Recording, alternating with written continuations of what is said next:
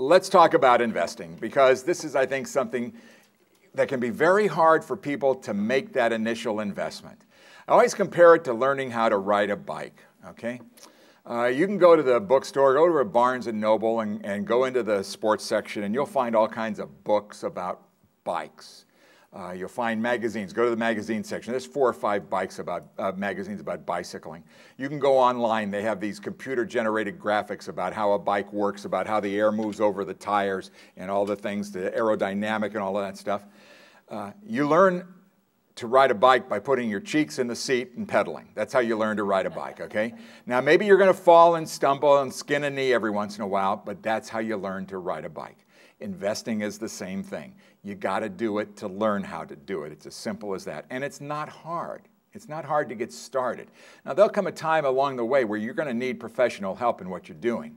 And that's great. There are people at the credit union, the LPL folks that are available to you through all of the branches are excellent, qualified people who can do a great job for you. We've got actually one of the representatives. Why don't you stand up and just wave so everybody can see who you are there. There he is, right over there.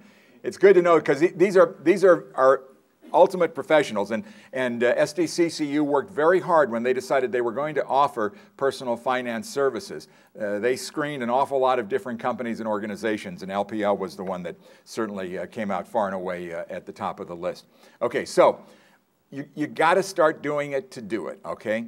And once you get that experience of investing, you're going to be on your way. You're going to develop a habit that will change your life and improve your life, especially as you get older, and be very, very successful with that. There's a lot of good books out there that on the subject of investing and on personal finance. I think the best books out there, and I just grabbed this one before I left the house today, Personal Finance for Dummies. Okay? Any dummies book is good. Any dummies books. They've got mutual funds for dummies, stocks for dummies, whatever you can think of. There's a book about that for dummies. These are great books. What I like about them is they kind of have a sense of humor about the whole process. They're fun to read, but they're loaded with information, really, really good information.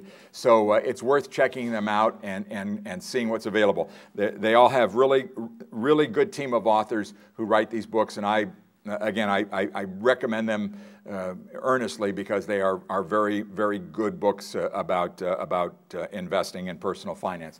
The other book, there are a number of other books I like. I have several investment heroes. One of them is Peter Lynch. Peter Lynch managed the Fidelity Magellan Fund for about 15 years back in the 70s and 80s. Every year that he managed that fund, he outperformed the S&P 500 every year. Today, that's almost an impossible thing to do, but he was very, very successful in the work that he did.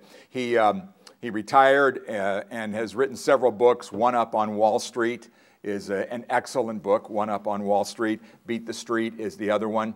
And what I like about Lynch is he's a very simple man, and he thinks investing is an incredibly simple thing to do. One of his rules of investing, and he has some very simple, wonderful rules of investing, and it is never invest in a company that you can't describe by writing on one side of an 8.5 by 11 piece of paper with a crayon, okay? You're not going to get many words on that piece of paper, so you better be able to describe what that company does. And if you can't do that, you should probably not invest in the company. Invest in companies that you know and that you understand.